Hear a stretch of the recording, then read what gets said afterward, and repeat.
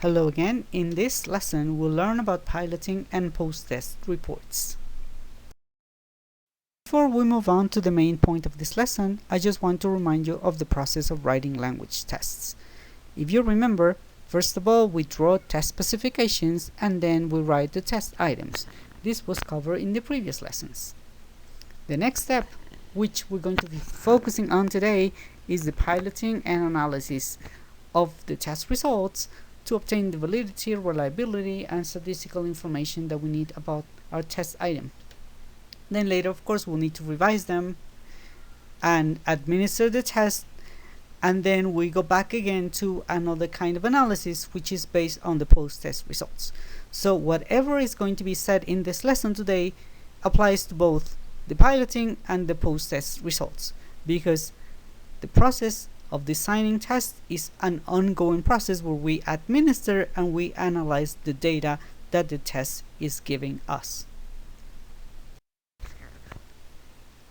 So, what's the importance of piloting and post-test results? I think the first thing that we need to consider is that if a test is going to be an instrument on which we're going to base some decisions that we're going to make, then we want this test to be carefully designed and validated.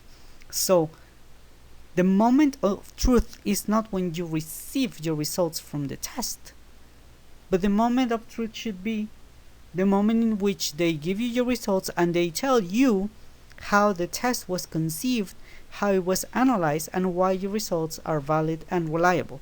So in this case, we must provide evidence of validity and reliability of the test. And we should also learn about the testing process by keeping records of the decisions, the procedures, and the analysis conducted, which were for the use in the test design and validation. Now, who do we write piloting and post-test results for? First of all, we write them for the institution itself, but also for teachers who prepare test takers. And finally, there are some other audiences that we'll talk about later for which also we prepare this kind of reports. Now, post-test results have three basic functions. First of all, it provides information and a personal record of the test for further use. Second objective is that we can use this information to improve the test. And finally, of course, it serves as a guide for future test development. Now, there is some important information that we need to include in our piloting and post-test reports. First of all, the statistical information, and in this case we'll provide descriptive statistics such as the mean, the median, the standard deviation, the standard error, so that people understand how our test worked and the results that we obtained with it. The second element is an item analysis, and in this case we will indicate the facility and discrimination values for each of the items in the test. Finally, we'll run correlations between the different components, because in this case we want to show evidence of the internal consistency of the test.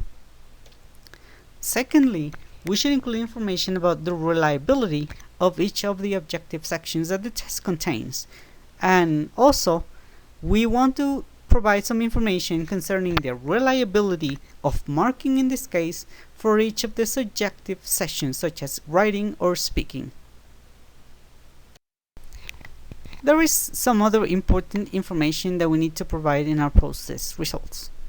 One of them is the results from observations that we had during the test administration. The second thing, of course, is the result from feedbacks from test takers or testers. The fourth one is an analysis of the test taker scripts. That means that we may want to have a look at what the test takers wrote, for example. And then an analysis of the candidate characteristics, and in this case we want to detect some bias. That means that we're going to run correlations between the different characteristics of our test taker population, and we're going to contrast them again, the results that they obtain in the different sections of the test. Finally, we will run a comparison using statistics from previous versions of the test. So in this case we want to know how different versions of the test provide consistent, reliable results. When we are producing reports for teachers, you should include the following information. First of all, the statistics concerning the test population and the way that they perform on the test as a whole, and then on the individual components. The second thing, of course, will be the marking key for objective items and the rating scales for subjective sections, because teachers will want to know how exactly the test was scored and what were the elements that were taken into account for the scoring rubrics. Another thing that we need to provide teachers with is the tester's discussion of each component of the test, the content that was tested, the typical problems that test takers had, and some advice for further preparation for the test. We should also acknowledge the different problems that were found in the test itself. And we may want to provide some advice to teachers about administering the test. Finally, we'll provide information to the teachers about any forthcoming changes in the test or in the test procedures so that they can be informed ahead of time. Another kind of audience for our piloting and post-test reports will be administrators and also testers, researchers, or the general public. In the case of administrators, they will want to know the types of language and the skills that were included in the test. They will want to know also how suitable the test was for test takers, and they might want to take a look at the results, so we should provide them with a detailed analysis of how their students did in the test. They will also want to know how the results of our test compare to the results of other tests. And they will want to know finally about the validity and the reliability estimates of our test.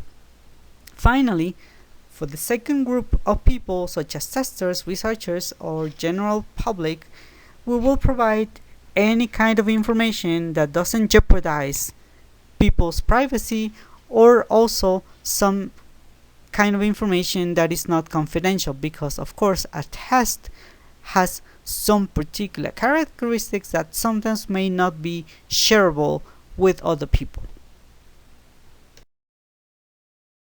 So that was a general overview of piloting and post-test reports.